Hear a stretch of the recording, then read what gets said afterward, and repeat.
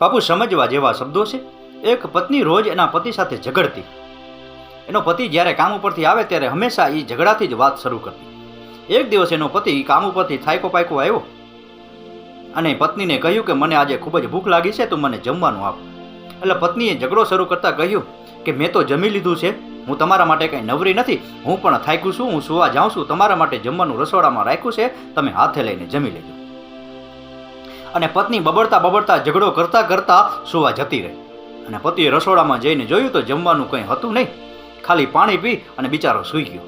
સવારે ઉઠી એને પત્નીને કહ્યું કે મારે આજે ઓફિસે ઘણું કામ છે, મારે વહેલું જવાનું છે, તું મને ટિફિન બનાવી આપ. એટલે પત્નીએ કહ્યું કે તમે તો નવરા છો, મારે પણ ઘણું કામ છે, આજે હું તમારું ટિફિન નહીં બનાવું, આજે તમે હોટલમાં જમી લેજો. અને પત્ની ઠેલી લઈ માર્કેટે જતી રહી અને પતિ પણ વગર ટિફિન લીધા વિના નોકરીએ જતો રહ્યો. અને અડધે રસ્તે પહોંચ્યો તો ત્યાં એક ગંભીર અકસ્માત થયો અને ઘટના સ્થળે જ અકસ્માતમાં એનું મૃત્યુ થયું. પત્ની જ્યારે માર્કેટેથી આવી તો એના ઘેરે ઘણા લોકોની ભીડ હતી અને એના ઘરમાં એના પતિની લાશ પડી હતી. પતિની લાશ જોઈ અને એના પગ તળેથી જમીન સરકી ગઈ અને પતિના પગ પાસે બેઠા બેઠા એ રોવા લાગી અને વિલાપ કરવા લાગી કે પતિદેવ, મને ક્ષમા કરી દો, મેં તમને ઘણું દુઃખ આપ્યું છે, રોજ તમારી સાથે ઝઘડો કરતી, ચાલો તમારે જમવું છે, હું તમને જમવા આપું, હવે હું તમારી સાથે ક્યારેય ઝઘડો નહીં કરું.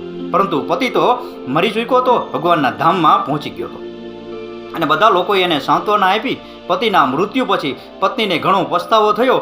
પછી તો શું થાય, પતિ તો મૃત્યુ પામ્યો હતો અને પછી તો સમાજના નર પુરુષો એની ગંદી નજરે જોવા લાગ્યા. રોજે રોજ અનેક લોકો એના ઘરની આજુબાજુ ચક્કરો મારવા લાગ્યા અને રોજે રોજ એની સમાજમાં બદનામી થવા લાગી. અને એક દિવસ એના સસરા પક્ષે પણ એને ઘરમાંથી કાઢી મૂકી અને બિચારી એક રાણીમાંથી નોકરાણી જેવી એની હાલત થઈ ગઈ. અને પછી તો દર દર ભટકવા લાગી, ખાવાનું મળે ના મળે અને એક ભિખારી જેવી જિંદગી જીવવા લાગી. અને બાપુ, ત્યારે જ કહેવું પડે છે કે જ્યાં સુધી પતિ હોય છે ને ત્યાં સુધી પતિને પરમેશ્વર કહેવામાં આવે છે, પત્નીને અર્ધાંગીની કહેવામાં આવે છે.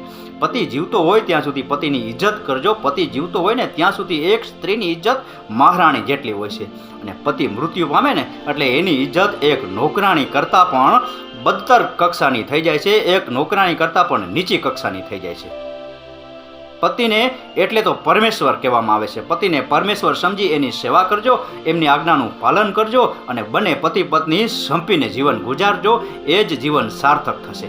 રાકેશ ગીરીના આ શબ્દો સમજાઈને વંદન. આપનો દિવસ શુભ રહે. મહાદેવ હર.